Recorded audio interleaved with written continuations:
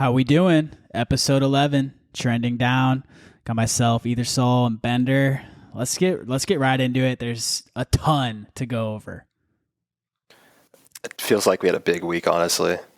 We did. And it's not like price action was like too crazy, but I mean, the amount of stuff that if you're in the right spots, there's a lot of stuff happening. For example, GMX is just absolutely chatting through whatever's going on. I mean, honestly, all of Arbitrum together, but ETH is chilling. Bitcoin is basically going out of style, and everyone's abandoning it. So, is what it is. I know, I've seen a lot of takes about 20K will be defended, and a lot of takes on the other side of that saying 20K is a PsyOps level.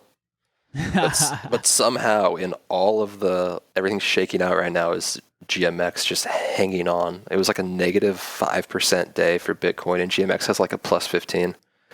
I mean, people are aping mad amounts of ETH into it because they're realizing it's just an absolute ETH printer. So, it reminds me of Link when it was like, and I posted a tweet about that. I was like, oh yeah, this is the Link of this bear market, and people didn't get it. Well, Link was like the only coin that chatted through a bear market last time, and like basically posted nice gains, and then when the bull market hit, went nuts, but retraced that whole thing and hasn't done shit since. So there you go.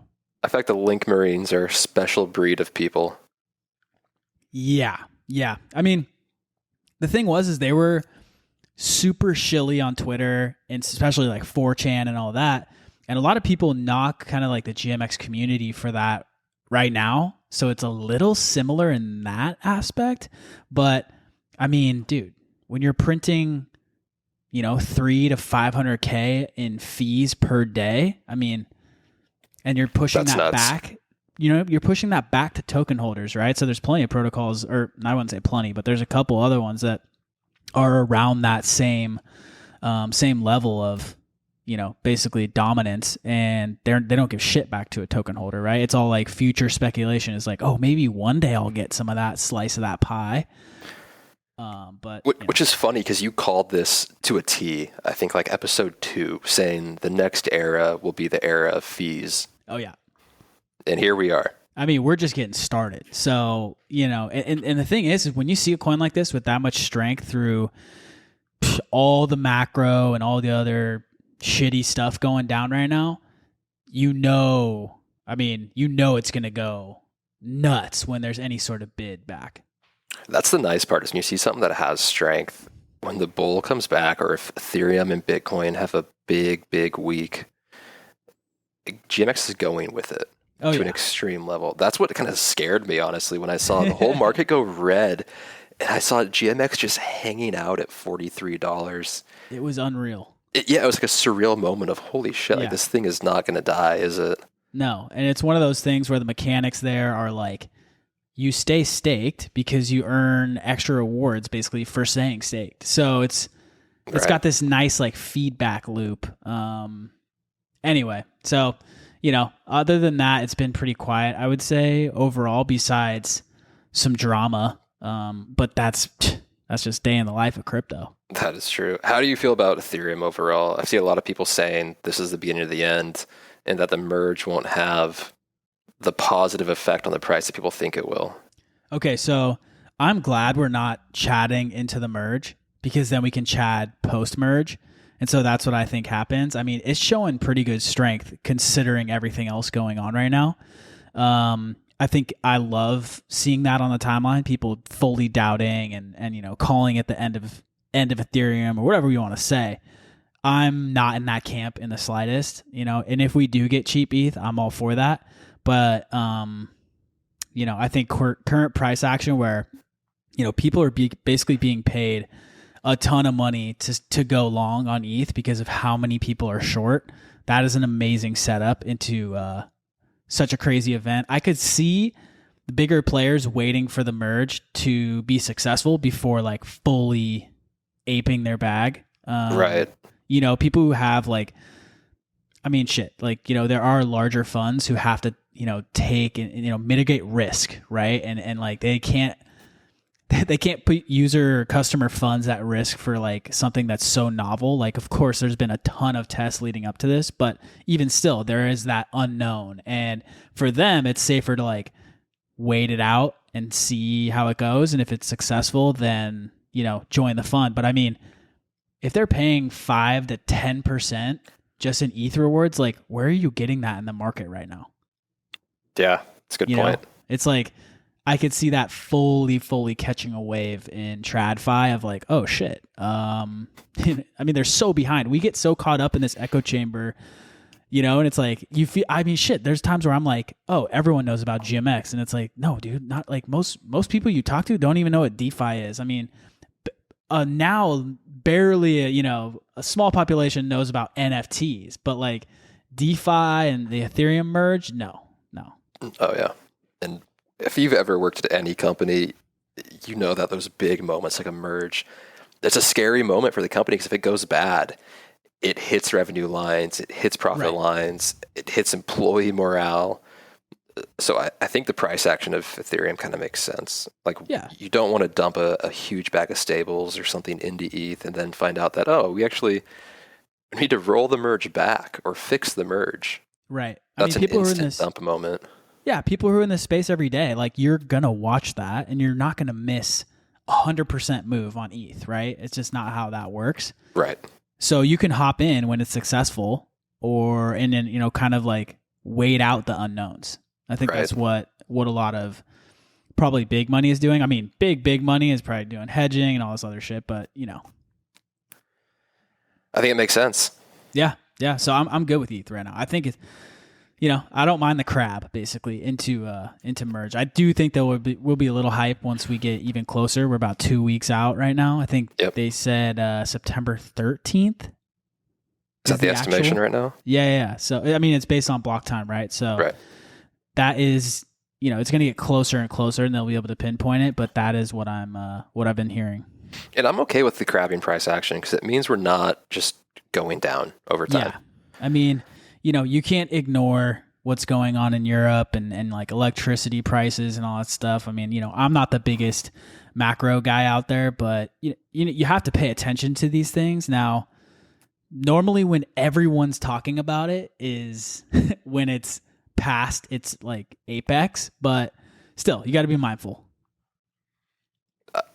I have no idea what's going on with electricity prices. I will be completely honest about that. I'm sitting here thinking about it like all those light bulbs at the store say like you leave them on for a year and it costs 79 cents. Right. And I'm like, why is electricity so expensive? I know. Nothing makes sense anymore. No. This isn't a macro podcast, so don't come here for that kind of shit. No. I also thought at one point, you said TradFi, and in my head, I recognize that as ChadFi. Oh my, dude, ChadFi is now DeFi. So TradFi is, there's another word that people call it, but, We've rebranded. Right, exactly.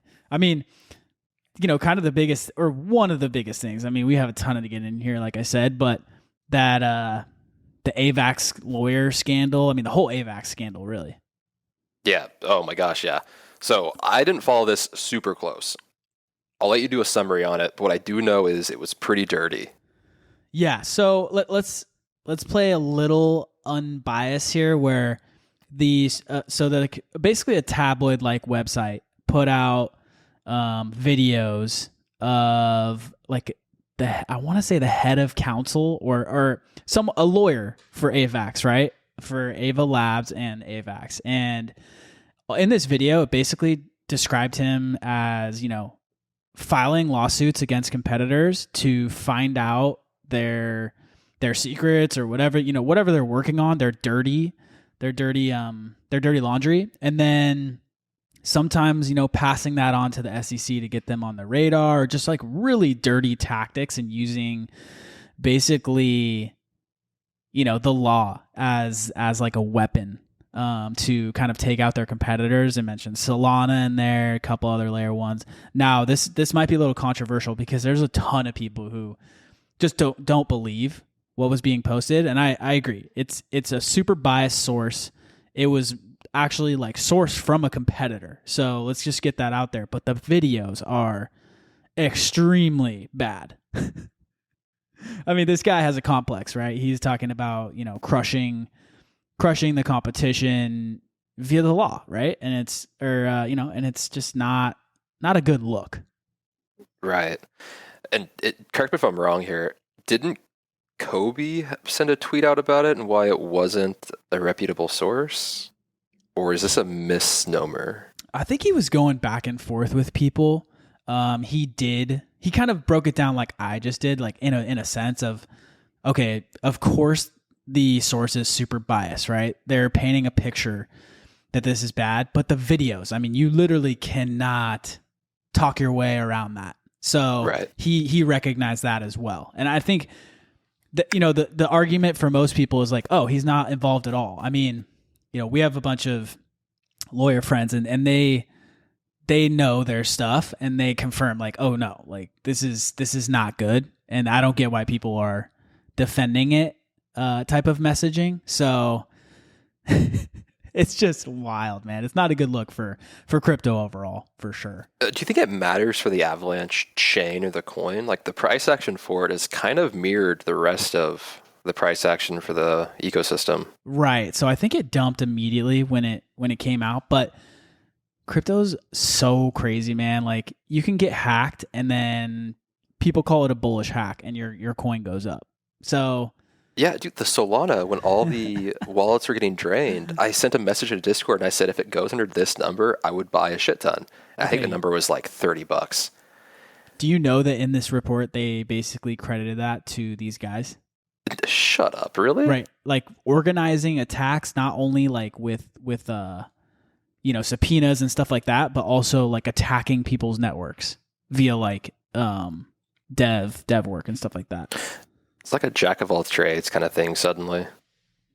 Taking out your enemies. Obviously competition is real out here, but you'd have to expect though, if there is some like user ground to gain in some like L2 or L1 wars, you would have different teams on different sides maliciously trying to interact with the other chain. I mean, it was pretty safe to bet that even when there was max retail on Ethereum, the gas prices were so constantly high, and it seemed like someone maybe with ulterior motives was like spamming the chain with transactions to beef up the alt layer 1 narrative of like, hey, why would you hang out on Ethereum? It costs X amount for a transaction. Come on over to Solana. Come on over to AVAX. Like that. Right. That seems like marketing 101 of like, yeah, if it costs us $100K, whatever, for every week, we're gonna spam the Ethereum chain. Why wouldn't we? And that's like obviously probably a super reduced number, but in this game, when you're talking about billions, you'd probably spend $100 million to make Ethereum look like shit, and get people over to your chain. Yeah, and if that makes you 101 million, it's a win. Exactly. So there's a lot to unpack there. Have you ever used Avalanche Chain much?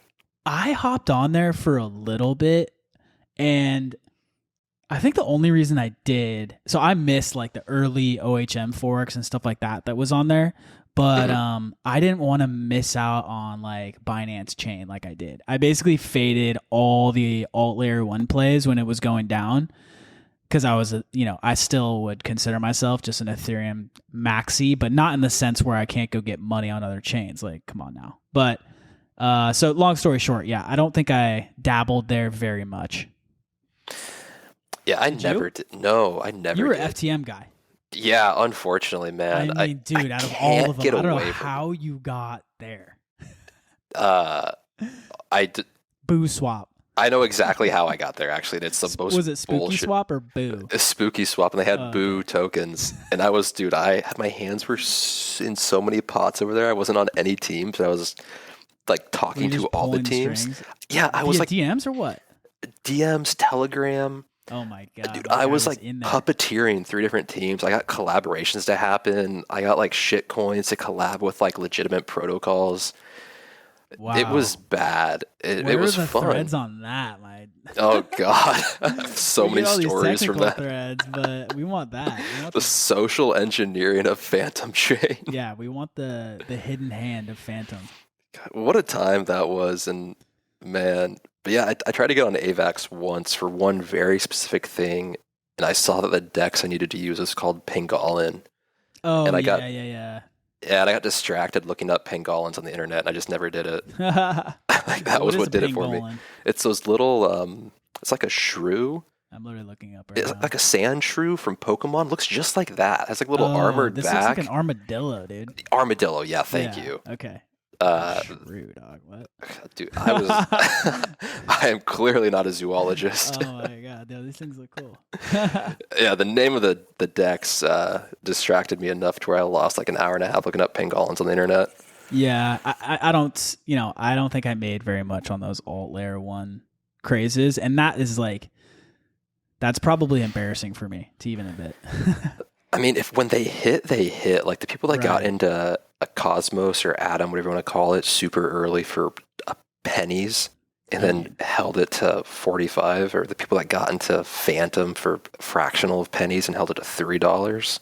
Right. I mean, the crazy part about that is like, as much as I'm an ETH maxi and all that stuff, like, you can't ignore other solutions. And so, there's another like Solana type play out there right now that's pennies or low dollars. And then you look back and you're like, what, how did I not move on that? And it looks so obvious in hindsight, of course, but right now you'd be like, I'm not touching that. No way. Like, you barely touch buying ETH right now. So to buy some like random layer 1, you just, I don't know. It's tough. It's tough to pick them.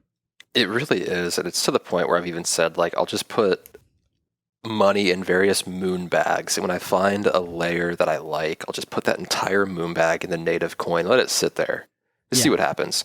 Yeah. I think I have a bunch of like random polka dot like chain, like Moonbeam and Moon River and all of those. Like, I think I still have bags that are just staked there and probably pennies on the dollar now, but maybe one day, who knows? Didn't Polkadot, they were supposed to have para auctions that were supposed to be a really big deal? Yeah, that's it what didn't it pan is. out though. Yeah. No, people shoved a bunch of dot. You get your dot back. It was like a weird, but it's like 2-year vesting or lockup or something like that. So anyway, we're like losing the plot right now. The plot has been long gone. The plot got lost on dot. Okay, so the plot has been lost. So the biggest event of the week. You have to bring this up, dude. I have got to bring this one up. The biggest event of the week, because it is ever on the timeline, is the picture Emphasis of Vitalik. Biggest. It is quite the largest. Vitalik going for a hike. Oh my god! My man was not just going for a hike, but he did a photo op on this hike that I think put a lot of people to shame. I'm pretty sure it was such a long hike. He hiked from 6 to midnight. Okay. So yeah, but he took the internet by storm, dude. He was trending on Twitter. I went 30x long the second that hit the timeline. And it's a brilliant move because it absolutely pumped. It printed. And that's understanding crypto Twitter at a fundamental level, is knowing that picture at the timeline, it's going to get memed. People are going to pump Ethereum on that. People obviously played it out, took it overboard, but that was the easiest long. I mean, it's the Schlong long, baby. And you had to. I need a clip of that. It was the easiest play ever. And then it was funny because the next day, I think it people round trip that, but it was like, dude, it pumped from, I want to say around 1520, ETH up to 1580 plus, right? And so on 30x Lev, that is a nice move. Of course I closed it. And then it's like, you get all the people who chimed up who missed the move, like, I can't believe everyone would long that type of move. Like, why are you surprised it retraced? It's like, okay, who cares, man? Like, made bank. What are you talking about? Yeah, I think that's where a lot of people lose the plot, is they don't, they want to understand why, but sometimes it doesn't matter why. No. In fact, you just turn the brain off, you see the Schlong long right in front of you, and you press bid. Is that the name of this episode? Like, it's absolutely the name of the episode. Schlong long. Oh my god. I was in a Spaces talking about like Solana for unknown reasons, and someone asked, how will Solana keep up with Ethereum now? No chance. No, there's no chance unless we get a picture of like SBF and gray sweatpants. And then Yeah. it just comes down to anatomy. Dude, oh my God. Yeah, that was wild. That was a wild time on the timeline. Wild price action. That was so much fun. It was hilarious. I was laughing so hard.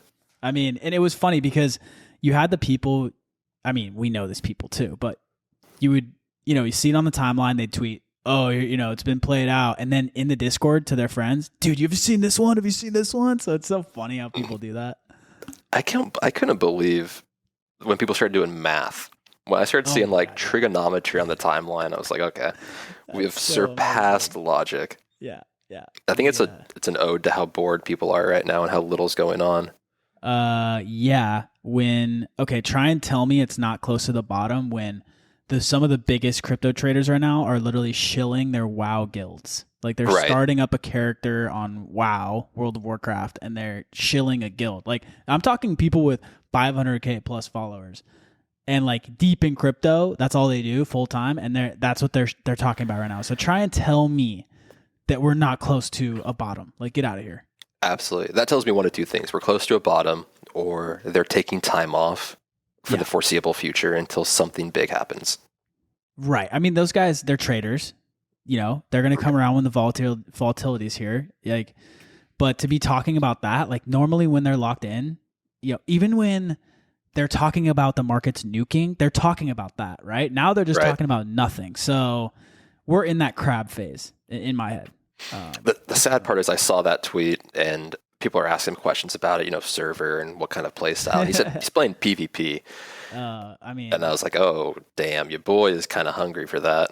I mean, it is not crazy exciting, right now on the price action or whatever. If you're not like deep in research and doing that type of stuff, then yeah, like what else are you going to do? I mean, unless you have a full-time job, but rip. So I think that bodes well for us, though. If people are looking for WoW. Oh, for sure. For sure. I mean, I'm all for it. Do your thing. Yeah, if we're near a bottom, I'm here for it. I'm all for that, for sure. But you also have the same things happening with those same large crypto Twitter personas are dabbling more in NFTs at the same time. Like, you're 100% correct because I think they know that the next cycle on NFTs is going to be bonkers. It has to be. I don't see it any other way. If there is a next one, which is so funny when people say that because I'm totally memeing here, where it's like we're getting to the point of the cycle right now where people are, one, quitting. I've definitely seen multiple people quit recently. And two, the WoW thing.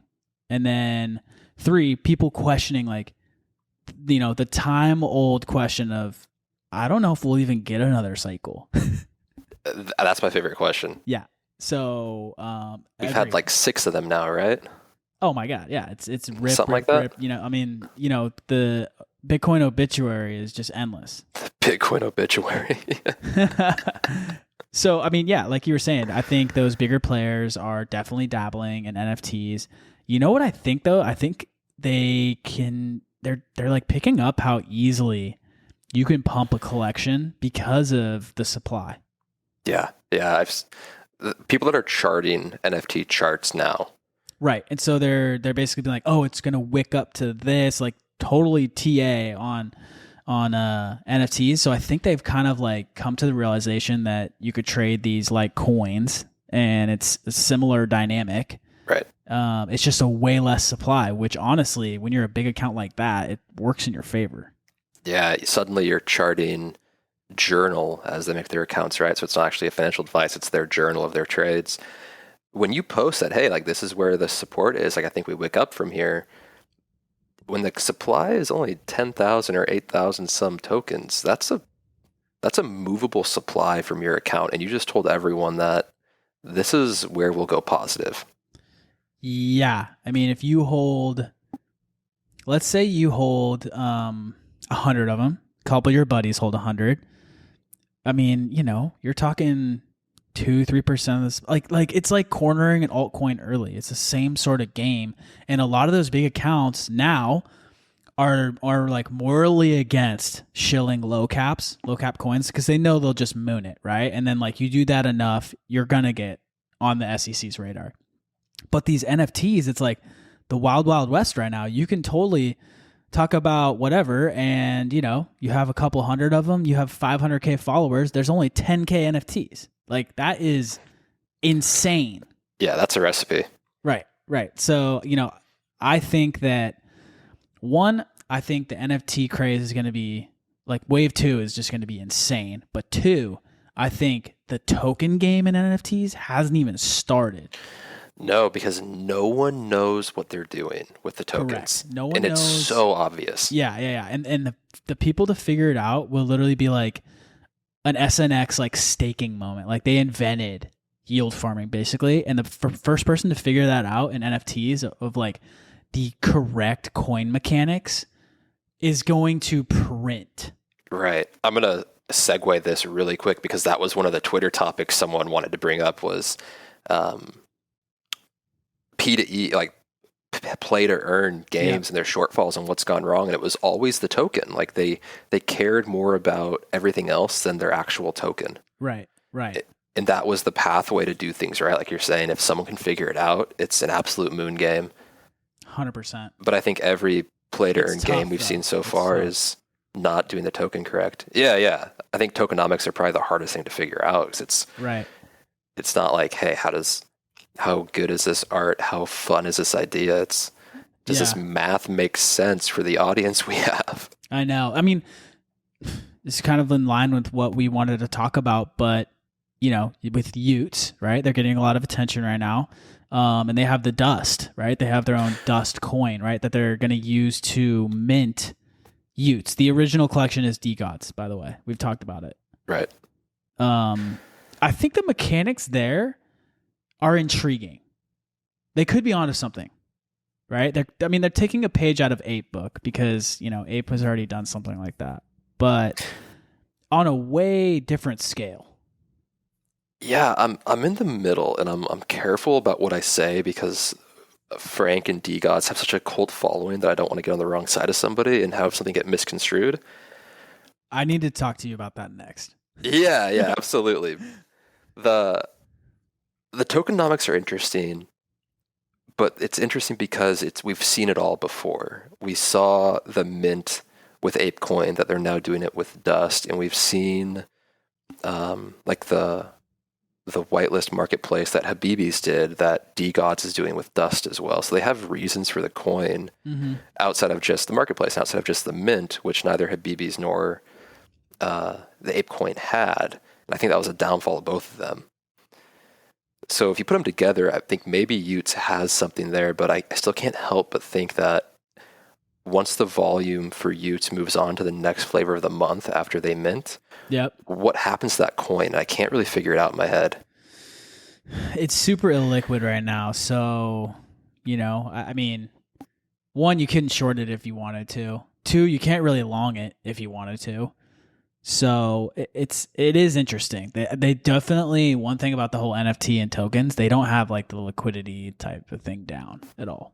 No, and I think there's so much fear behind providing liquidity to actually give a deeper liquidity to the market. Right, which is funny because some of these teams that are out here raising 200 million, cough, fucking DigiDaiku or whatever, could easily have what you call protocol-owned liquidity and, seed a liquidity pool for that with 25 mil. That's more than enough. Plenty. Most of the coins even have out there. So yeah, it's interesting. Someone will nail it, and it'll be an absolute cash cow. So let's find it. Say less. Let's find it. Like let's as a podcast community, let's find it. So let's dig into Utes a little bit more because I think it's the biggest thing happening right now. It is the biggest thing, which is crazy because it's on Solana. And, I literally hit up K Money in the DMs. He talked about DeGods here. He was so giga bullish on DeGods. I think I even talked to him about, I was like, oh, so the play is longing Dust. Like maybe we do that. But he was like, nah, like I need a DeGod. He finally got one. And it was like, I should probably look into these because they hit, what, are they the 3rd largest NFT right now? overall across all chains. Yeah, I think they almost took that or did take that for a second, which is wild. For a Solana NFT, that's a pretty big deal. It's huge. It's so hard for me to mentally think about it because I have to translate Solana to ETH, and then it's so annoying. By the way, it's so annoying. Yeah. I mean, champagne problems or whatever you want to say, but still, it's like I can't think about NFTs outside of ETH. So it's a struggle for me. Yeah. Like if they're siloed, I can think about, like I looked at another NFT on Solana yesterday, and it was like 2 Sol. I was like, okay. Went up to 4 Sol. I was like, okay, this makes sense. It's all in Sol. Right. When you try to relate it back, it's when I get super lost in the sauce. Yeah. So I think they hit like, let's say 18 to 20K. The floor, like I think that was maybe where I don't know where they're at right now. So, but they're that's at 540 Sol. So again, I'm in the same spot you are. Zero clue. I mean, what is Sol at? Let's say it's at $35. Yeah, it's like 19 grand. Right. Right. So that's like a mutant. Yeah. I mean, they're big is the way to put it. They're very large. Yeah, they're just under mutants. So they're about to flip mutants, basically. I just learned that Utes are a 15K supply collection. 15K. So every D-God gets one, which is a 10K supply. And then they're doing this Utes list, which is taking over Twitter, which is you submit. I mean, you got one. I did get one. Yeah, so go ahead. Honestly, I'm gonna poke the bull here a little bit. Yeah, I'm gonna poke the bull here a little bit, or poke the bear. Whatever. They're cherry picking, dude. It's not cherry picking, is what I'm gonna pick out. They're absolutely cherry picking. There's no way they wouldn't be. But it's been heralded as like this revolutionary, transparent thing, but it's not actually transparent, and that's kind of my big beef with it. It's not transparent at all. Like you submit an application, which. Okay, to be fair, they do call it an application. So they are sorting through them. That's kind of like the gist you get when you submit an app. It's not like a Twitter contest, right? So right. In that aspect, it is a little fair, but the transparency side is definitely not there. No, and I never thought it was, and I didn't understand how they're getting transparency from that, because on the back end of this is you have all these applications with all these people attached to it. I don't know if LeBron James submit an application, but if that Ute list tweets out that LeBron James is accepted, all Twitter can do is accept that is truth, and nobody can prove it otherwise. So I could go in and say, "There's no way LeBron submit this," but there's no win in that battle, because the back end has the truth, and the only people that know the back end are the team. Yeah. And so it behooves them to lie about it if they want to. So it's very interesting. Right. And maybe like some context here is that a ton of big celebrities, like I'm talking Wayne Rooney, who I guess is NFTs, so whatever, I'll give a pass there. But Allen Iverson, Howie Mandel, who they got to do a cameo for them. I don't even know if it's a cameo. It was a straight up video calling them out, saying, "Give me a Utes whitelist," or whatever. Yeah, I heard that was real from a friend. I mean, their whole thing is like they know the scene in LA, right? So maybe it's not super hard. Yeah, I could imagine it to some degree. It's just interesting that it's been called transparent, and I never thought it was. Yeah, I mean the whole Allen Iverson thing. It's like, dude, is he in NFTs? I feel like he's not. But that was wild to me. Right. Fair. So the application itself, though, like you connect your Phantom wallet, and there's maybe 9 boxes. To their web app. You click like start application. There's like 9 boxes that categorize yourself, and it's things like content creator, community member, what did you meme maker. Oh, there was one that said VIP, and here's what I did. Yeah, because that's what I did. I looked at these. And I said, if I built this system, each one of these buttons goes to a different bucket. Yeah. And I said, what bucket is the smallest bucket? And I was like, probably VIP. I bet VIP is the smallest bucket. So I sent mine through there, and it got accepted in like 24 hours. And at that point, I was like, okay, like they're definitely cherry picking. Alpha. Alpha? There was like sharing alpha or something like that. It's honestly spot on. The amount of times you've been like, hey man, this is the thing. They were like, this question was, what makes a good alpha caller. And I was like, someone who has alpha to call. Spot on. I mean, come on. What else is there? Well, so many alpha callers are just like, hey, this is what I bought. It's your turn to buy it now. Right, exactly. It's like, okay, hey, pump my bags instead of, hey, this is actually something good. You should buy it because it, like, and the whole like dynamic is, I could tell you what to buy. It'll go up. I'm not going to tell you when to exit though. So like, that's on you. And that's understandable. And I've been there in that situation with you, but I don't think I've ever told you that. I know. But there's been a few times when I've said to you like, oh, like what's your or like, you know, how you feel about this? And you're like, oh, I don't know, I sold that long ago. And I'm sitting here like, just hit backspace real quick. Yeah, I sold it long ago too. People Good so choice. It's like, okay, yeah, like it went up 30x. I'm like, you didn't take anything, like. No, I mean, what, you know? Yeah, that's the trader's fault. Like you can't walk. Right. You can't both feed them and nurture them. It's one or the other. What are you gonna do? Like post that you're exiting, and then the coin just nukes, and then all of a sudden it's, I don't know. Either way. So yeah, the useless thing has been popping off, but all their Twitter accounts got taken down. So yeah, that's the interesting part. So they definitely use like the API somehow to do the automated tweets from the Ute list. Yeah. And I'm guessing Twitter just didn't like it. There's a lot of conspiracy theories around what actually happened. Who fucking knows? Like, I could sit here and theorize about what happened, but the fact that 10 of them went down is interesting. I wouldn't say it's bad, but it was just very odd that so many went down at one time. Right. They came back, from my understanding, and they changed the Ute list now to go only to their Discord, I think to protect against what actually was happening the first time. Interesting. Yeah, I wouldn't say it's bad. It was just one of those things like, oh, this is kind of neat to look into and check out what's going on. Yeah, of course. So, I mean... The crazy part is CoinGecko wrote an article about them also. Utes? Yeah. CoinGecko? Right? Yeah. Articles? Apparently. I had no idea. Neither did I. It was an article that's getting shared about the Utes on CoinGecko. Interesting. The fun part is that, this is my favorite part about the whole thing, is Kobe.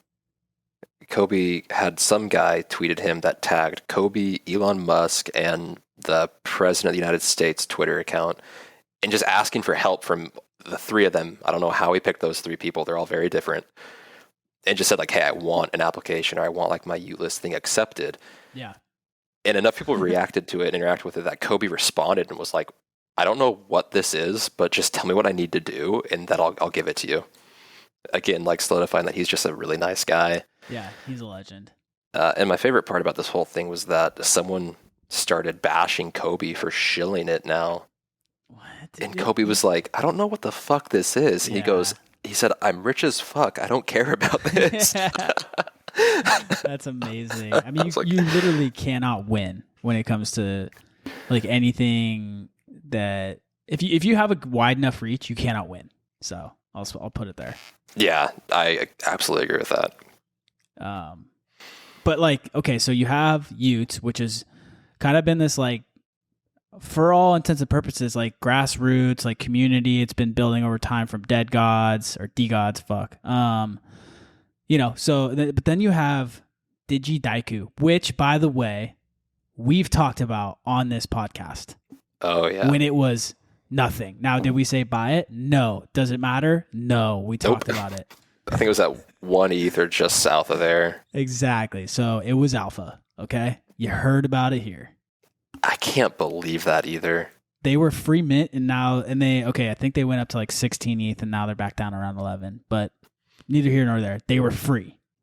I think the negative price action was because Steve Aoki sold an NFT for profit and it was such a big deal. Yeah, he bought at 0.3, sold at 16 ETH. Yep. And brilliant. It literally broke the simulation. So of course they dumped. Which is fair, because if I see Steve Aoki sell for profit, I'm also selling immediately, because there's no way Twitter takes that well. Right. And like there is a 1% chance that it gigamoons after to be like kind of rub it in his face, like, see. But the more likely scenario is that it just dumps. Yeah, and it did. It absolutely did. Will it come back? Who knows? But the guy who started it is apparently started like a bunch of mobile games. Like this is all going to become some like game, right? The whole collection. Yeah. It's supposed to become some sort of game. The guy who created it, I think, isn't it Limit Break? Something like that? I have no idea because when I miss something to this degree, I completely write it off, dude. It's like it doesn't exist to me. This dude is straight up like Do Kwon on Twitter right now. Oh, phenomenal. They closed $200 million in funding. For the game or for the collection? For the game that's Holy coming. Shit. He's talking about airdrops this, airdrops that. You're going to want to hold, token coming, like being super over the top, absolutely dunking on anyone that's questioning it. And he's like, yeah, when I make mobile games, I literally come in with a strategy of you got to spend 50 mil a month or 25 mil a month or something crazy like that on marketing the game. And by month 6, you start making what you got back and you'll make 100 million a month at whatever month. I mean, the guy just went on and on and on. And I guess there are games that he has had success with on mobile. So he's not a complete like LARP, but he has a god complex on Twitter right now, and it's crazy. Yeah, 200 million. And success once doesn't predicate success again. No, absolutely not. I think that's where crypto has its biggest downfall. Is like you did something good one time, you can absolutely never fail. Like whatever you're doing next, I'm giving you all my money. Right, and crypto's a different beast, right? So you could, play to earn on like mobile gaming where people just buy skins or buy like items to work their way up is a different beast than trying to create tokenomics that people won't exploit and then dump to the, the depths of hell when SBF comes in and put perps on FTX. You're also competing with like Diablo Immortal at this point and like Call of Duty Mobile. Right. Like you're not just in a pool of like Angry Birds and Subway Surfer or whatever the other games were. Yeah. Like that callback, that old callback there. Mm-hmm. So that's a big ask. Like, his am I going to... from 2013, right? So like that was when he had his heyday from what I know. So that was like the peak of like Flappy Bird and such. Right. It was when mobile gaming was all the rage. And from what I've seen, right? So like, don't just pump the brakes, everyone. It seems as though there is a huge scene still in mobile gaming that just doesn't touch PC, doesn't touch console, and like they just spend tons of money on mobile. Like it just seems like it's a highway robbery type situation going down there.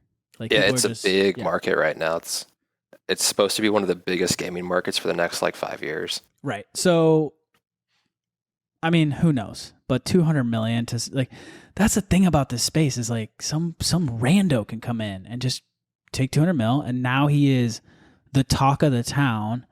But let's be real, every time crypto gets a new main character, it never ends well for that person. Right, and that's exactly what with that tweet I sent you a few days ago, and I was like, this feels like Do Kwon again. Right. When has it ever worked out for the main character? It might go well for 5 months, 6 months, but it always comes around. And it's always around like a god complex or someone that's so confident and hesitant to take any feedback is when things start going south. There's a couple of those out there right now. And crypto hasn't had one for a minute. So it's going to be interesting. Yeah, it's time for a new villain. And it's but the villain creates themselves, and it's kind of fun. Like Twitter doesn't make the villain makes itself.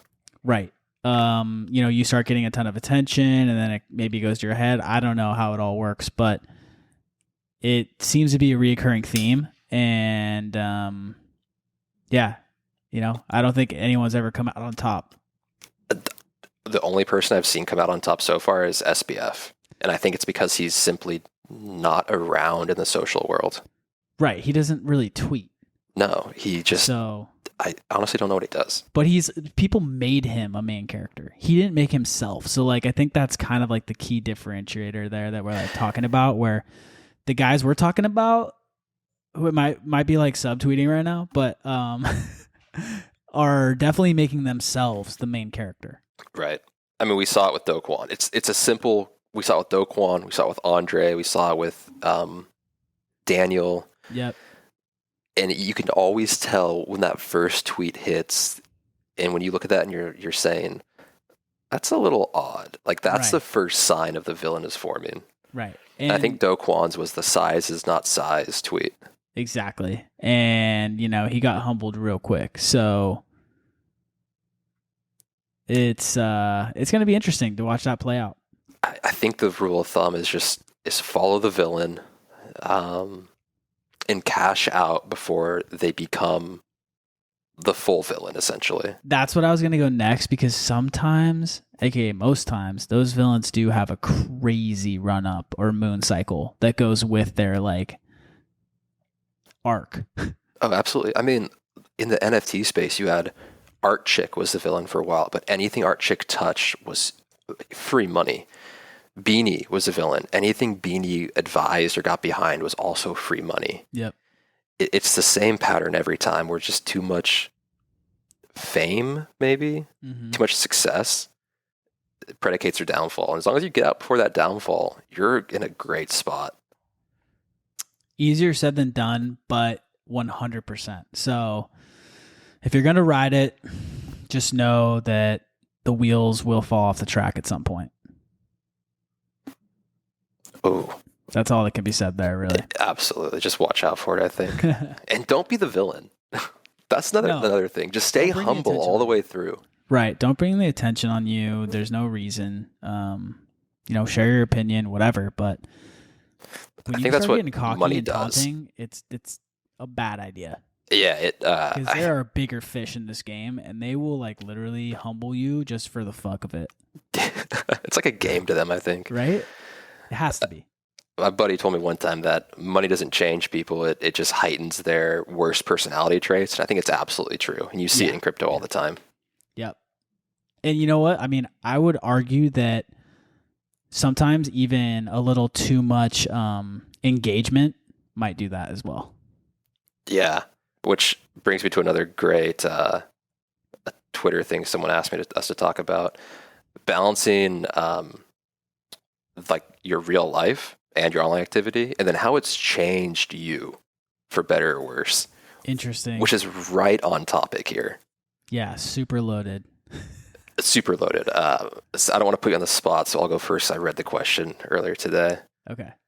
But there's no such thing as balance.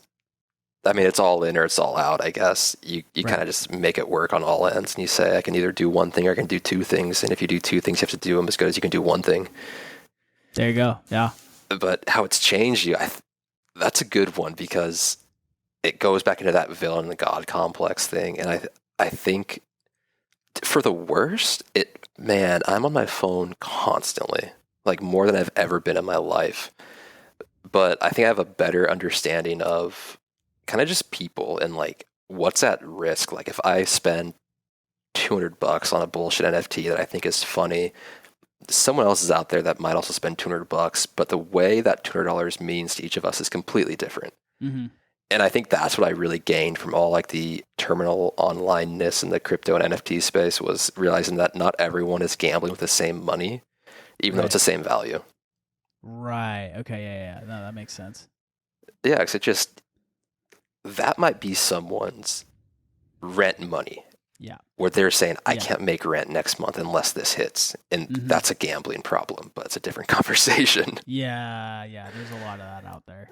So I think it's just about I've got a strong understanding of people's, where people might have come from. And I try to be very sensitive to that when I talk about anything now. 100%. Being online, it definitely opens you up to a lot of what's out there.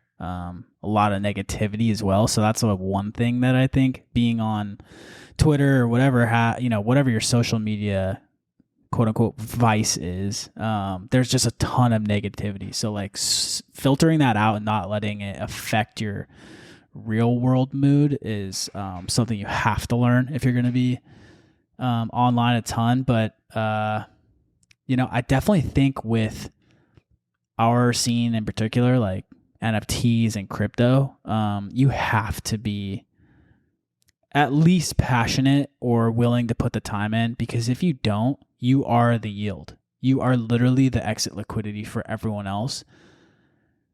Everyone is on a level playing field, maybe not capital-wise, but everyone has access to generally the same resources, education materials, connections. Of course, you can, if you're around the space long enough, meet people and like form your own groups and, work your way into some communities. But everyone starts at zero for the most part in this game. And that's a huge, huge advantage because there's not many places that happens. So the opportunities in my head are abundant. And the more time you put in, the more likely it is you'll find them. Now, if you don't have that time, that's fine, but just recognize that and don't chase, right? Don't like be like, oh, my sole thing is like Twitter and I'm just going to ape everything everyone says. Like you literally are the exit liquidity. So just, I guess, recognize that in a sense. Like that doesn't mean you're not going to make money, but you might catch more L's than W's in that regard. Like for example, like obviously I was working before I went crypto full time. Again, we got to do that episode of the backstory. But while I was working, I was basically working 2 jobs because I couldn't get enough crypto. When I wasn't working, I was at home, up late, reading, grinding, trying to get a leg up, and that's how we got to where we are today, right? And so it's worth it. But agreed. Like you have to be kind of all in or all out. In my head, like being a casual, as they call it in the gaming industry, is tough, man. It's tough, but that's not to say it's not worth it. Right. I think if you're a casual on a long-term horizon, you're probably in a good spot. Correct. If you're willing to keep up and like watch what's going on, you just can't get caught up in getting like jealous of other people's gains, because that is when you would go rogue off the plan. Yep. Right? Like you could put in the casual time, find the right projects, put your money in, and then wait 5 years, right? And check up on the scene, stick around, but you're better off than a tourist who comes around when it's the new hot thing and it's on MSNBC telling you how to buy Shiba coin. Right. Like you're better off than them, but don't expect to then, log on Twitter and you see someone, oh, I just hit Digi-Daiku, for example. I minted 10 of them for free and sold them for 150 ETH. Like you cannot beat yourself up about those type of situations. And if you do, you're going to drive yourself crazy. Yeah, I like what you said about everyone starts at zero, because damn, that is true. Right. I saw NBA players at the beginning or middle of the bowl, literally tweeting like, where do I buy Bitcoin? I'm sitting here like, you're getting paid $30 million a season. And I know way more than you know, but you have way more, like, I guess, quote unquote, power than I have. So I love that notion of we all start at zero. I've talked to people who run big hedge funds in crypto that know nothing about like GMX, for example. Like just, this isn't like a real world thing, but imagine that, where I'm like, that's all I see on the timeline. That's all I'm thinking about. That's all I'm talking about. Bring it up to them, and they're like asking me all the questions in the world from someone who is in the scene 24/7, is their job to find these type of projects. So there is always a way to find a leg up, and, use that to your advantage, especially if you are some people can't complain about capital, right? It's like, oh, I don't have the type of capital these people do. It's way easier to make a ton of money when you already have a ton of money. In some aspects that's fair, but in some aspects it's not. Like a lot of these smaller cryptos or NFTs, whatever it is, you can get in there before a whale can because they don't have the liquidity. So it's a level playing field for, I'm not going to be convinced otherwise. It's also easier to lose a lot of money. Right. Like I have never played baseball in my life, but I always have baseball comparisons. And I have another one. I don't know what's wrong with me. I don't even like the sport. It's like boring for me to watch, but whatever. Like you get more you get more points. You score more runs by hitting singles than you do home runs. Yeah. And like the whole like Bender thing is based off of 0.1 ETH. Right. Like, it's totally possible to start with nothing because you can't lose that much then.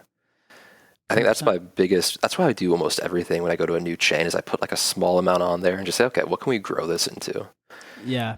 And Because I'd rather learn a lesson with $1,000, whatever the number is, than learn a lesson with, I'll just send $1 million to Polygon and see what this new Deadpool is. See how this goes. Exactly. And that's why it's like, you know, you might have people who be like, hey, just manage my money for me. It's like, that's not going to happen because it changes the mindset. And that is like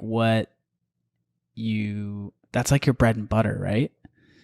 You know, when you start changing up the way, you know, say you find some success, and you start changing up the way you found that success by putting extra pressure or whatever, it just messes with everything. So, right.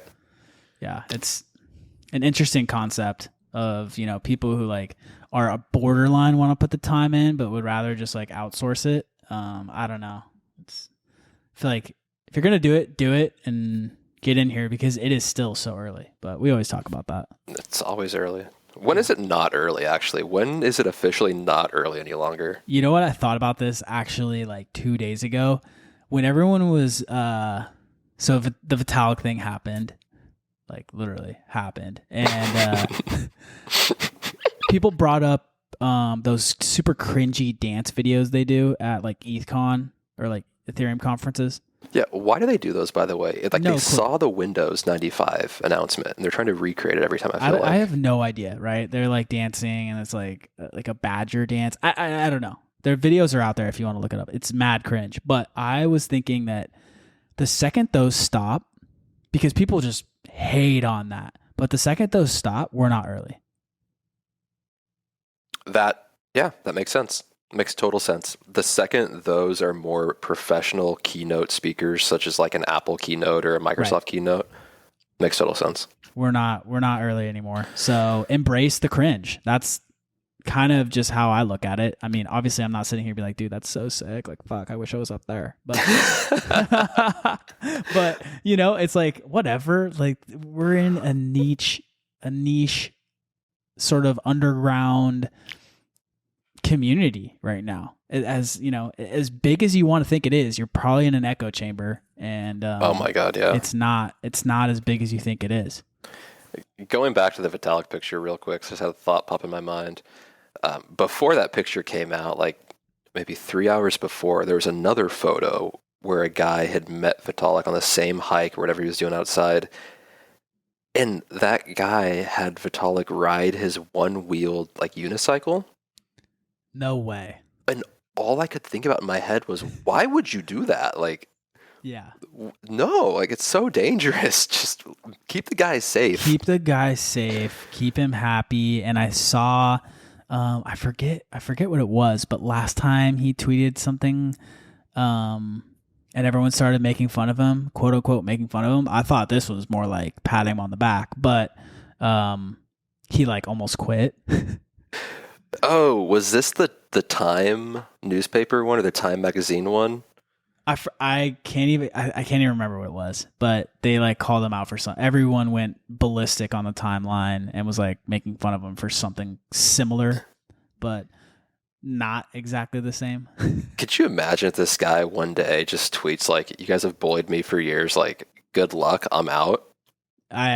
So many people would be like, dude, come on, can you please come back? I know. Including me. I'd be like, no, I was always nice. No. Just do it for me. Right. And it's like, you know, to be 100% real, like, there are a ton of people working on Ethereum now and they know the vision. So it could probably still move on, but he's just so polarizing that you need Vitalik. Absolutely. Wouldn't be the same without him. No, and that's my fear is someday he will move on and do something else, and I have no idea what's going to happen. And I feel like that day is when the cringe goes, right? So, like, Ethereum is mainstream. The vision has been realized somewhat. There's still room to go, but the cringe has left the scene, and it's turned into more of a corporate type scenario.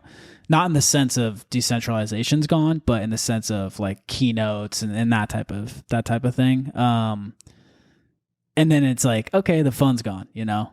Like I did my thing. Maybe it moves on to something else. Turns from this early crypto ecosystem to like a traditional finance ecosystem. Could you imagine? No, I could not. He remakes like the central bank. Okay, so someone also brought up Mount Gox. Mount Gox versus the merge. Brought up. Dude, Mount Gox has been talking about releasing coins since it happened. So right. It's like this whole thing of it's just kicking the can down the road nonstop. First off, I don't think it's supposed to happen for another 6 to 12 months. That's what Kobe said, and I'm inclined to believe Kobe for unknown reasons. The guy doesn't miss, so that's probably why. Would totally go with that source. But again, you just got to go back to track record. This has been talked about forever.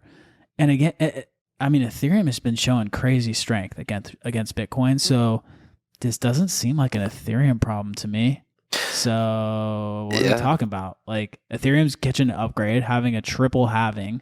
And, Bitcoin has this, what is it? Was it 400K coins or something like that? 140K, whatever it is, but it has this like overhang of Mount Gox. I mean, it's been there forever, so I don't even look into it that much, but yeah, it feels like a misnomer. Not a misnomer, right. Kind of like a non-topic.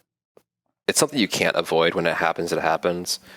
I mean, it's just another point for the doomer camp, and so of course it's going to get brought up. Yeah, and how many 9-year-old wallets have activated in the last year and moved enormous amounts of Bitcoin around?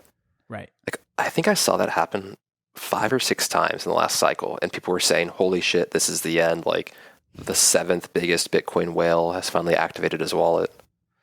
It's so funny because you imagine like those people probably had multiple wallets, don't even need to touch that Bitcoin, pass it down generations type of deal. But they can just move it, and like maybe they're playing perps, and so they move it and short the market, and they just make another couple, 5-6 million, and then like, okay, I'm good for 2 years. They never sell coins; they just move them.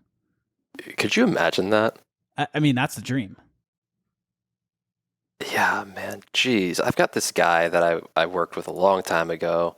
He was an intern, and this is when Bitcoin was like under $1,000, or maybe it was at 1,000. It was so small, man. And it's got to be like 2015, maybe. Is he telling you he's putting everything he owns in Bitcoin? No, he was putting half of his paycheck in Bitcoin every paycheck. Okay, so is it Kobe? He left. He was on like for an internship for maybe 6 or 8 months. And when he left, I lost contact with him, but I wonder constantly what happened to him, because he was the most Twitter. Oh dude, yeah, he's out there. He's probably like some crypto whale at this point. Yeah. Because he was just pumping literally every 2 weeks. He'd come to me and like, "Hey man, like just trust me. Just take half your paycheck and just put it in Bitcoin and don't think about it." Wow. And he would sell Bitcoin to pay his rent sometimes, and it was all he did. Wow, he's like thinking about those sales, even if he made a couple $100 million, he's still thinking about the stuff he sold for rent. Oh, absolutely. I mean, everyone thinks about the Papa John's guy. Oh, of course, the Papa Bitcoin John's guy. Yeah, they spent what was it like 10 million Bitcoin or something to pay for a $20 pizza? I think it was 10,000. 10,000. Imagine half the supply. I threw a number out there, I'll be honest. Just picked a big ass number. I mean, 10 million would be nuts. Yeah, man. 10K for a pizza. So there you go. Absolutely wild. Did you know Venmo has a cryptocurrency tab now? You can buy cryptocurrency with your Venmo balance. Is that right? Yeah, I was on Venmo today, and there's like a tab. Is there a wallet? I have does it no store clue. it like in your own custody, or is it one of those things where it's like, hey, yeah, we have your crypto, and then it's an IOU? It's probably that one. Like when you try to transfer it out, they're like, we actually got to give it to the guy now. I'm stoked that Robinhood finally had like, oh yeah, you have a crypto wallet, you can move it in and out, but their limits are like ridiculous. It's coming though, like the fact that you open Venmo and you have 3 tabs at the bottom, and one of them's cryptocurrency is pretty bullish. I mean, I just want to be able to send in and out USDC to my bank account. Yeah, that like make it let so me have simple. an Ethereum wallet address to my bank account and have it that seamless, and it would just be like the end all be all. It would be amazing, but I think there's a California law that came about today that said like stable coins won't be recognized unless they're issued by a bank. Are you serious right now? Yeah, I saw it earlier. I meant to send it over and I totally forgot. But it was a big enough headline that I read that and said, "Oh, I gotta look into this tonight."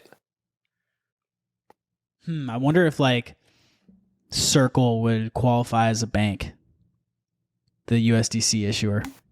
You know, maybe they could like spin their way into it.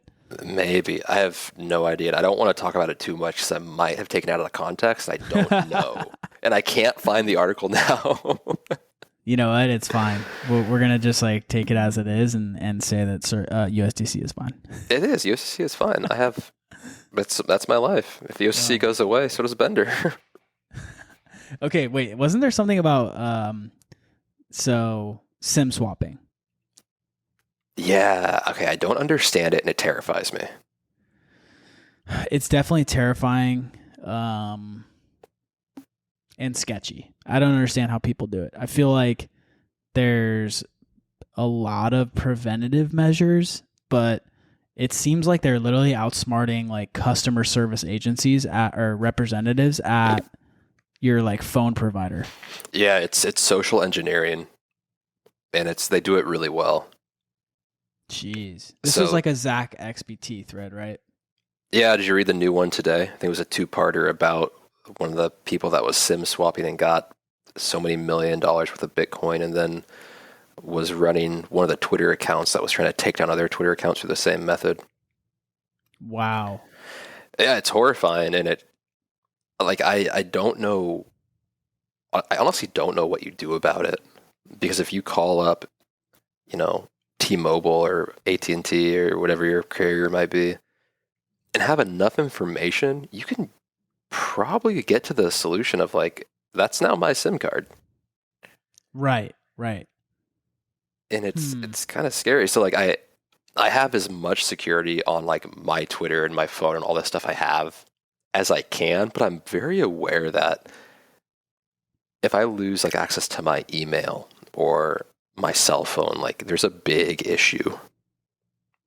Yeah, I like to keep my stuff on an air-gapped cell phone.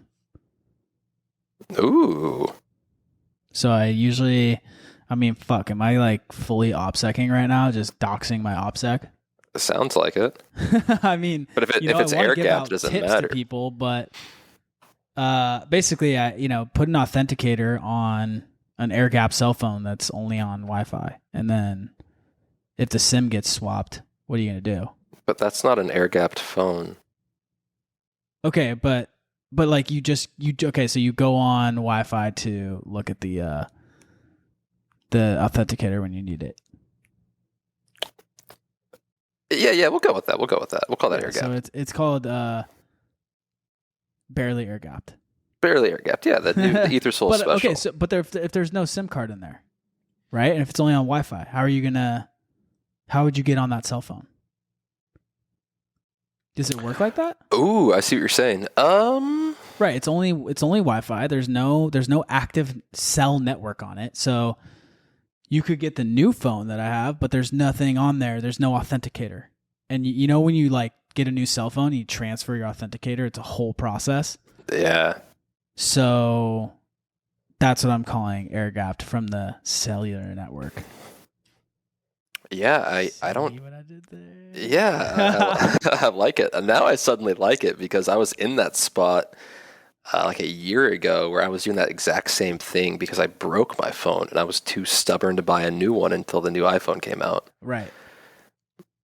So yeah, I think if there's no SIM card and there's no carrier, it's just a physical 2-factor machine. Right, it's like a physical token. Exactly. Yeah. Okay. You made a ledger out of a cell phone. There we go. See, folks.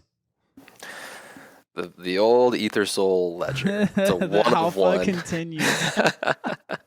It's funny too because with all these wallet hacks that like start spreading through Twitter, I've like been like passively and calmly, like eating dinner, like scrolling the timeline, like Oh yeah.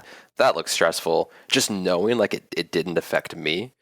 But when like some of these sim swaps happen, I'm like, ooh, shit. I know there's no like real way around that, and a lot of these hacks are mobile wallets, so it's tough, right? Mm-hmm.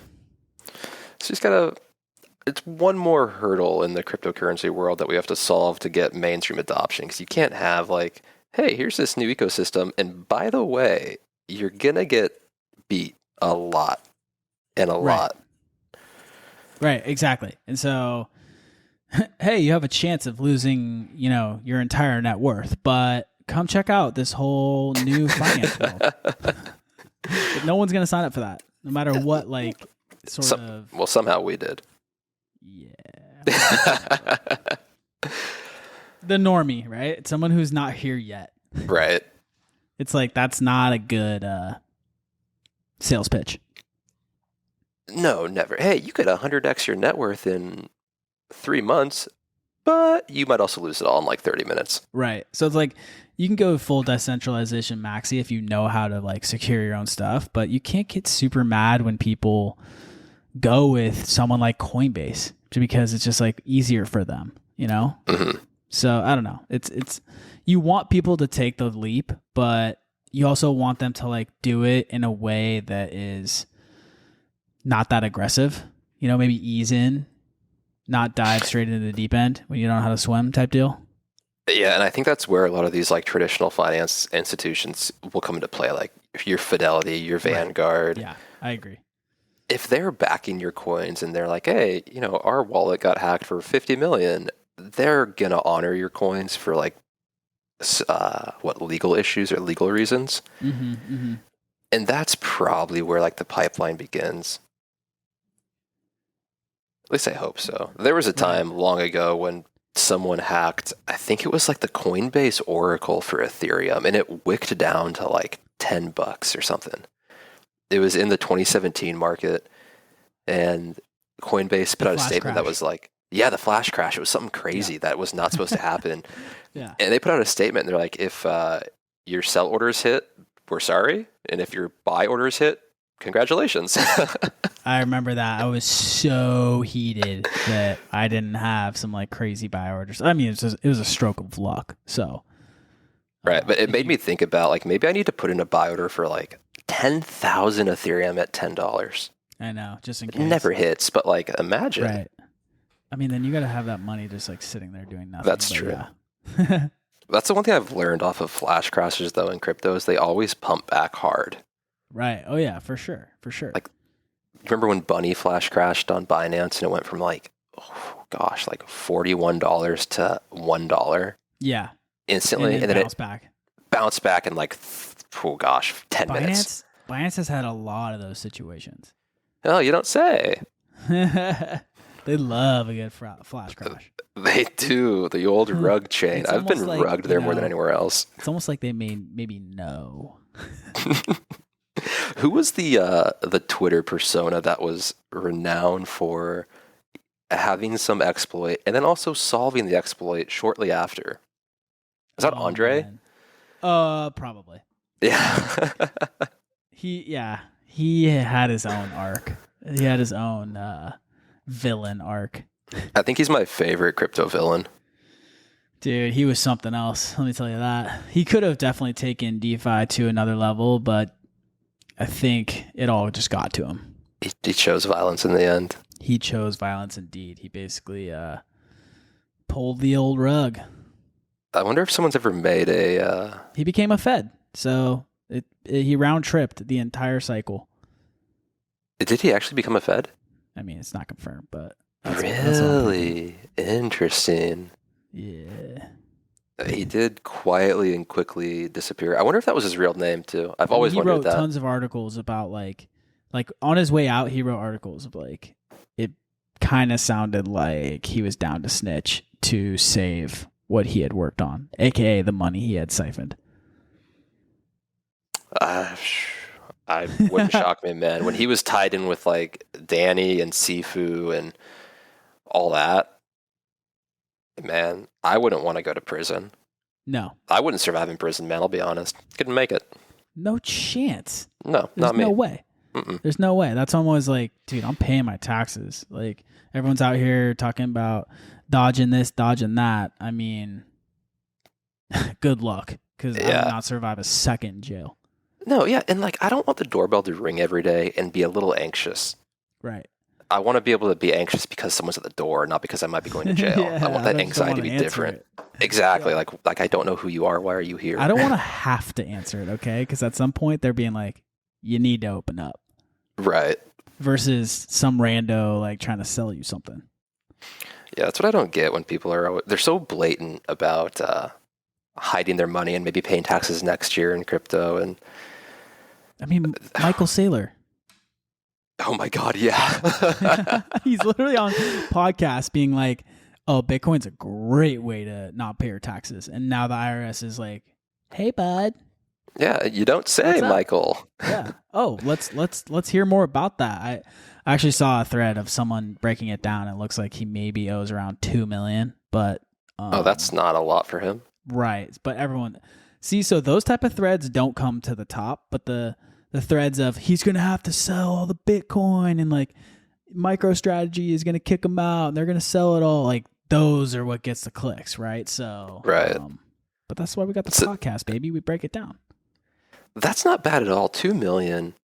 No, he basically got paid in like stock comp. So he just has a ton of stock and he sold some of it. So he does. And what he's going to do, he's going to double down and be like, I only paid 2 million. See, I told you so. Right. Exactly. Just not for me, man. I wouldn't survive in jail. I wouldn't survive like in a UFC ring, NFL game. I'm not taking. I'm just not that guy. Like I've been hearing that there's like this underground world of people in jail that are like becoming TikTok stars, but I'm still just not about it. Okay. Have you seen the profiles? Because I actually have seen some of them, and it is crazy. Not. But they didn't know make food and stuff. Is that what's going on? It's just it's literally just content. It could be anything.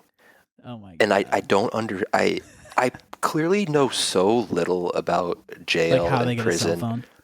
Yeah, because like I got deep into this one night because my girl came up and she was like, "Look at this."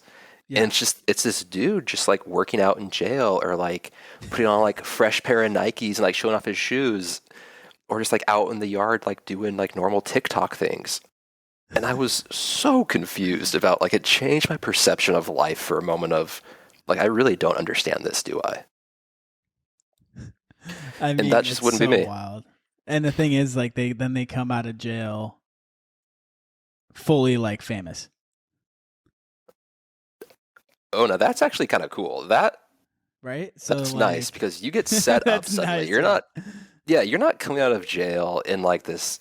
How do I get a job? How do I pay for things? What's the content? Is it literally like it's just random stuff around the jail? Bro, actually, one time this guy is just rolling joints. He's recording it in the jail. I have so many questions about it. He's just rolling joints. One time he's put on like Timberlands, Air Force Ones at one point, and just like showing them off, showing out his outfit. Right, they're doing like dances and shit in the yard. If you tell me at some point, like TikTok dances? Yeah.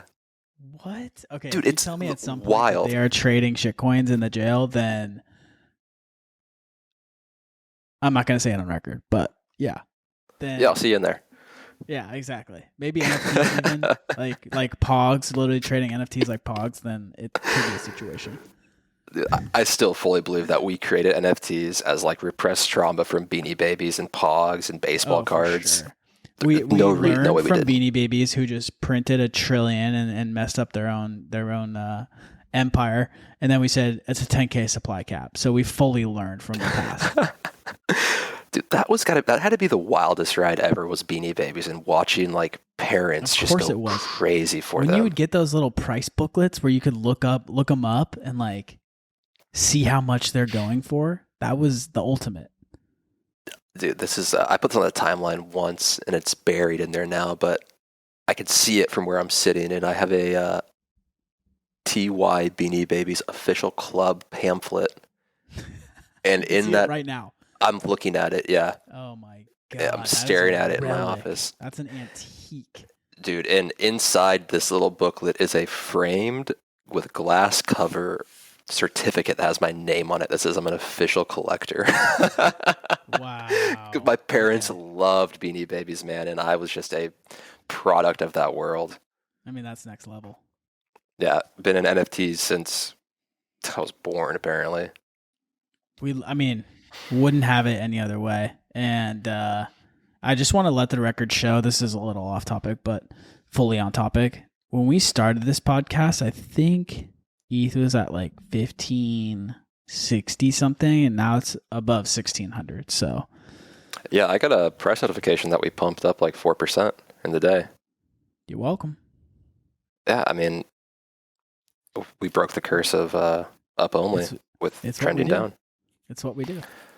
I've got one last Twitter topic before we sign this off. All right, let's do it. I had a bunch of people ask what the snapshots were. And yeah, a lot of people asked what the snapshots were. And the beauty, the beauty is that no one knows. And nobody knows. I don't even know, by the way. I had this big issue with Bored Apes and CryptoPunks and everything where you could always see something was coming by the price action that predicated it. Yeah. But I can control what leaks if it's me. Interesting. So I can keep it a perfect secret and no one will know until they're ready to know.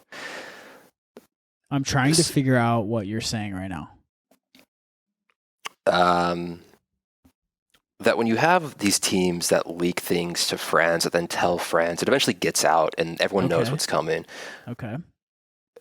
But if play it fair though. I can play it fair because if no one knows what's happening, then no one can really get an upper hand at anybody else. And it's fun that way. So a lot of people asked. I felt like the need to say something. So yeah, no, I'm glad you did. I'm glad you cleared that up. It's just opaque. Now let me ask this, because we're all about leaking alpha here. Should people? Are there other chances for snapshots? Let me ask you that. Oh yeah, I've laid out a breadcrumb trail for a long time. Okay, so there are other opportunities for people. Yeah, and I kind of figured. No, you haven't missed out, but I figured what would happen once I announced the first snapshot. People are going to be engaging everything for the next week, right? I had people going back and liking every tweet that I've ever tweeted or going deep in the timeline. But anything that is historical, that's already happened, I already grabbed the data for beforehand. Perfect. So I knew that if I say, this is happening, people would try to game the system and get in somehow. Yep. But I kind of accounted for that by saying, I'm already finished by the time I announced the first snapshot.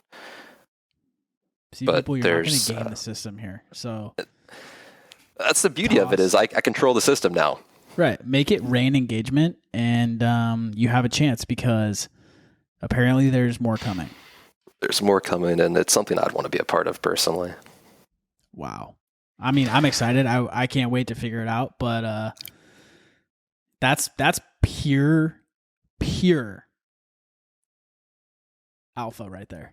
Absolute alpha. The best part is nothing leaks because nobody knows, but right. I do tell people things, and I've told people different things, all kinds of different things. So if any one of those things leaks, or even vaguely, because the mole. Exactly. No one knows the same information. So if it leaks, I know exactly who leaked it, and the information they have is almost entirely wrong. I love it. There's a whole plan here. So it's going to be great. There we go. I mean, there's no better way to end than on a little alpha. I couldn't have it any other way. Again, say this every week, but if you made it this far, appreciate you. We love cranking these out. Again, I think I'm going to say this every episode. We're definitely going to up the frequency, and we're definitely going to get an intro. Ooh, it's intro's coming real soon. It's on the way. Shout out to the Soundmint guys. We I swear we're implementing it if you've even listened this far. But so yeah, anyway, thanks for tuning in. Yeah, we'll catch you on the next one. But we appreciate it. Yep. See you guys. Peace.